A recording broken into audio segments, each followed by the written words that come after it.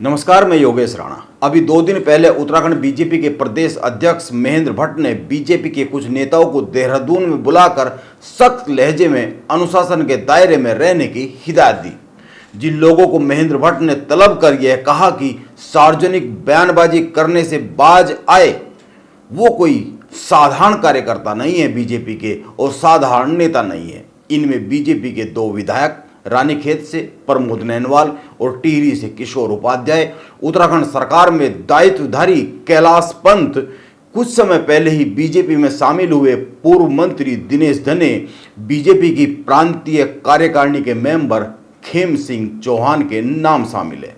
महेंद्र भट्ट ने इन लोगों को देहरादून में बुलाकर सार्वजनिक तौर पर अपनी जुबान पर कंट्रोल रखने की हिदायत दी। आप इन लोगों के नाम और पदनाम से यह तो समझ ही रहे होंगे कि ये लोग बीजेपी के सामान्य लोग नहीं हैं। ये लोग बीजेपी के बहुत ही खास लोग हैं, प्रभावशाली लोग हैं। और बीजेपी के प्रदेश अध्यक्ष महेंद्र भट्ट को इनको देहरादून बुलाकर कहना पड़ रहा है कि पार्टी के फोरम पर ही बात करे, सार्वजनिक तौर पर अपनी जुबान पर कंट्रोल रखे।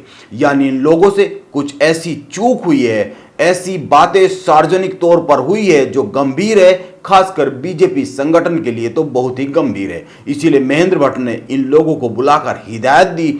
यह समझा जा सकता है बहुत ही आसानी से। अब यह समझना चाहिए कि आखिर इन लोगों के बीच में क्या चल रहा है और इन लोगों से सार्वजनिक तौर पर क्या ऐसा कहा जिससे संगठन चिंता में आ गया। संगठन का प्रदेश नेतृत्व बुलाकर इनको हिदायत दे रहा है, जिससे बीजेपी का प्रदेश का जो नेतृत्व है वो चिंतित हो गया है। इन लोगों से ऐसी क्या चूक हुई है जिस कारण इन लोगों को तलब कर हिदायत देनी पड़ गई। और यह भी समझना चाहिए कि आखिर महेंद्र भट्ट ऐसे कौन से धार्मिक अनुष्ठान की बात कर रहे हैं, खासकर जो ऑडियो वायरल हो रहा है रानीखेत को लेकर।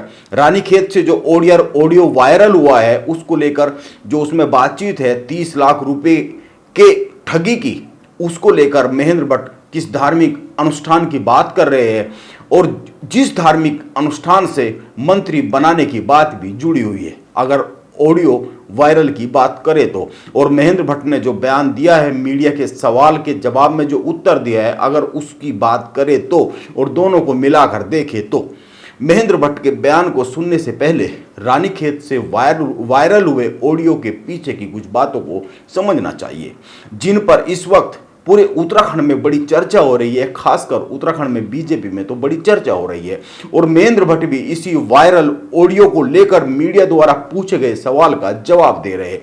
उत्तराखंड में अभी हाल ही में एक ऑडियो वायरल हुआ। कहा यह गया कि ऑडियो में जो आवाज है वो कथित तौर पर रानीखेत से बीजेपी के विधायक प्रमोद नैनवाल और दर्जाधारी मंत्री कैलाश पंत के किसी जानने वाले आदमी की है। वह यूं कि अल्मोड़ा के बतरोज खान इलाके में सीम के प्रधान संदीप खुलवे और विधायक प्रमोद नैनवाल के भाई और भांजे के बीच में विवाद हो गया। ग्राम प्रधान ने आरोप लगाया कि विधायक के भाई और भांजे ने उनके साथ मारपीट की। बदले में विधायक के भाई ने भी ग्राम प्रधान पर गाली गलौज का आरोप लगाया। दोनों पक्षों की ओर से पुलिस में तहरीर दी गई। यह मामला उस वक्त गर्मा गया, अधिक चर्चा में आ गया जब उत्तराखंड राज्य सलाहकार श्रम संविदा बोर्ड के अध्यक्ष कैलाश पंत प्रधान संदीप खुलवे के पक्ष में थाने में पहुंच गए। इसी के बाद यह ऑडियो वायरल हुआ, जिसमें कथित तौर पर विधायक नैनवाल और कैलाश पंत के किसी आदमी के जानकार के बीच में बातचीत हुई बताई जा रही है।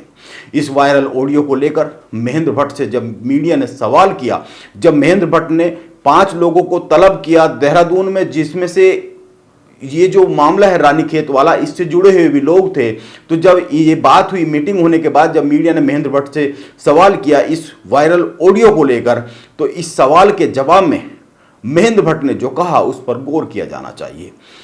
इस ऑडियो में जो मंत्री बनवाने के लिए 30 लाख रुपए देने की बात हो रही है, इसको लेकर महेंद्र भट्ट कह रहे हैं कि अगर उन्होंने, यानी जो भी ऑडियो में बात कर रहा है उनको लेकर कह रहे हैं कि उन्होंने किसी संत महात्मा से पूजा पाठ का विषय रखा हो, कोई पूजा कराई हो जिससे उनको लाभ भी हुआ है। महेंद्र भट्ट कॉन्फिडेंस के साथ कहते हुए दिख रहे हैं कि लाभ भी हुआ है, तो यह उनका व्यक्तिगत विषय हो सकता है। यानी महेंद्र भट्ट को यह पता है जिन 30 लाख रुपए को लेकर बात हो रही है और वो पूजा पाठ को लेकर बात हो रही है और वो उस पूजा पाठ से लाभ हुआ ये भी कह रहे हैं। यानी इस ऑडियो में जो दो लोग हैं जिनकी आवाज़ है उनको महेंद्र भट्ट जानते और पहचानते हैं, ऐसा लग रहा है। शायद उनकी बातों को अगर गौर से सुनेंगे तो उनका पूरा बयान भी हम अभी सुनाएंगे। अगर उनकी बातों को ध्यान से सुने, गौर से सुने, तो लगता है कि वो उनको जानते पहचानते हैं। जिस ऑडियो के वायरल होने पर मीडिया भी कह रहा है कि इसकी पुष्टि नहीं करते और जिन लोगों को लेकर कहा जा रहा है, प्रमोद नैनवाल और कैलाश पंत को लेकर कहा जा रहा है, प्रमोद नैनवाल कह रहे हैं कि मेरी इसमें आवाज़ ही नहीं है। पहली तो यह बात नोट की जानी चाहिए जो महेंद्र भट्ट कह रहे हैं। अब दूसरी बात यह है कि महेंद्र भट्ट कह रहे हैं आप जो धार्मिक कार्य कराते हैं उसकी रकम खोलनी नहीं चाहिए, उन्हें रकम नहीं खोलनी चाहिए थी।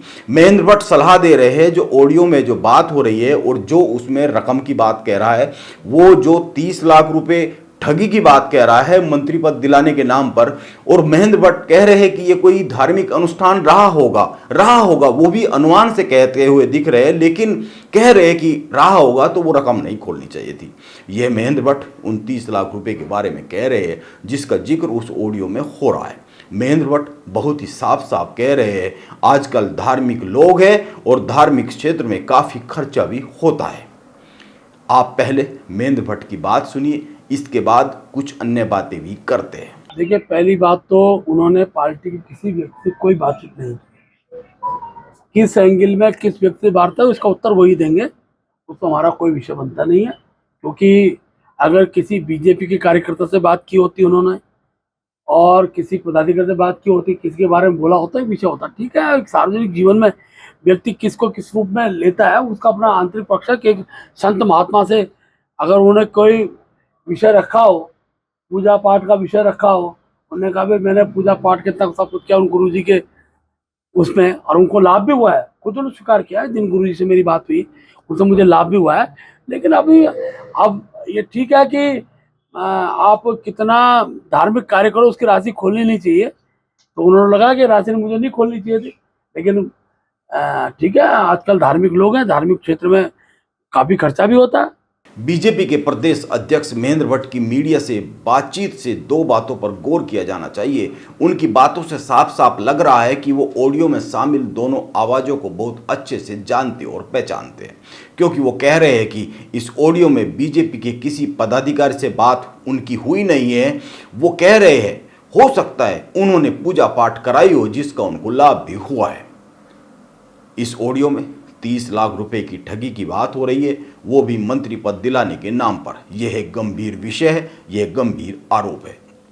अगर आपने वायरल ऑडियो सुना है तो उसमें बहुत ही साफ साफ कहा जा रहा है कि पैसा अकाउंट में आया है, इसीलिए बहुत ही आसानी से ये पता लगाया जा सकता है कि 30 लाख रुपए किसके अकाउंट में गए हैं। यह तो बहुत आसानी से समझ में आने वाली बात है और यह तो हुई पहली बात। दूसरी बात यह है कि इस ऑडियो में किसकी आवाज़ है यह भी बहुत आसानी से पता लगाया जा सकता है। संदिग्ध और संबंधित लोगों की आवाज़ के सैंपल से यह बहुत पुष्ट किया जा सकता है आसानी से। जो ऑडियो में आवाज़ है उसका सैंपल और जिन लोगों को लेकर चर्चा हो रही है कि शायद उन्हीं की आवाज़ होगी, तो उन सब का सैंपल अगर ले लिया जाए आवाज़ का, तो दोनों को मिलान कर यह पुष्ट किया जा सकता है कि यह किन की आवाज़ है। और जिनको लेकर बात हो रही है अगर पुष्ट नहीं होता तो यह भी साफ ही हो जाएगा कि इन लोगों की आवाज़ नहीं है। बहुत ही आसानी से दूध का दूध और पानी का पानी हो सकता है, और यही मसला अगर किसी आम आदमी से जुड़ा हुआ होता तो अब तक तो ये सब हो भी गया होता। यह सारी जानकारी सामने लाया जाना बहुत ही ज़रूरी है, और दूध का दूध और पानी का पानी बहुत ही आसानी से हो सकता है, तो इसीलिए वो भी किया जाना बहुत ही ज़रूरी है। क्योंकि दोनों पक्षों की ओर से पुलिस के पास तहरीर है, दोनों पक्षों की ओर से पुलिस ने केस दर्ज किया है, दोनों पक्षों के तहरीर में कुछ बातें लिखी गई है, और दोनों पक्षों की आवाज़ के सैंपल लेकर उत्तराखंड सरकार की एजेंसी यह पता लगा ही सकती है कि ऑडियो में आवाज़ किसकी है, मिलान हो रहा है कि नहीं हो रहा है। यह इसलिए ज़रूरी है, इसको बार बार समझना चाहिए कि इसमें 30 लाख रुपए की ठगी का जिक्र है इस ऑडियो में, और यह 30 लाख रुपए की जो ठगी का मामला है ये मंत्री बनाने के नाम पर किए जाने का जिक्र है। इसीलिए यह मामला गंभीर है। आखिर कौन लोग हैं जो उत्तराखंड में 30 लाख रुपए में मंत्री पद दिलाने का वादा कर रहे हैं, ठगी कर रहे हैं? यह तो बड़ा ही गंभीर विषय है। हालांकि बीजेपी विधायक प्रमोद नैनवाल ने मीडिया से कहा है कि वायरल ऑडियो में मेरा कोई संबंध नहीं है, मेरी कोई आवाज नहीं है। एक गिरोह मुझे बदनाम करने की साजिश रच रहा है। मैं इनके खिलाफ कानूनी कार्रवाई करूंगा, यह बीजेपी के विधायक का कहना है। लेकिन इसके विपरीत दर्जाधारी मंत्री कैलाश पंत मीडिया को यह बता रहे हैं कि ऑडियो में किस किस की आवाज है, और वो यह भी बता रहे हैं कि ऑडियो में गुरु का मतलब क्या है। अमर उजाला से बातचीत में उन्होंने जो कहा है, हम उसको यहां पर एज इट इज दिखा देते हैं। वैसे हमारे पास भी है ऑडियो है, लेकिन हम इसमें किसकी आवाज है इसको लेकर कोई पुष्टि नहीं कर रहे हैं। यह ऑडियो उत्तराखंड बीजेपी और उत्तराखंड सरकार के लिए गंभीर विषय हो सकता है, क्योंकि इसमें बड़ी गंभीर बातें कही गई है। यह धोखाधड़ी, ठगी और सरकार के नाम पर वसूली का मामला दिख रहा है, सरकार में पद दिलाने के नाम पर। यह इसीलिए यह बेहद गंभीर विषय है। जैसा कि वायरल ऑडियो में जो बातचीत हो रही है उसमें जो सुनाई दे रहा है, जो लग रहा है, इस ऑडियो में जो भी लोग हैं, कौन लोग हैं हमें नहीं पता, लेकिन जो भी लोग हैं उनके बारे में उत्तराखंड की जनता को पता लगाना ही चाहिए। उत्तराखंड की जनता को जानने का हक है, अधिकार है।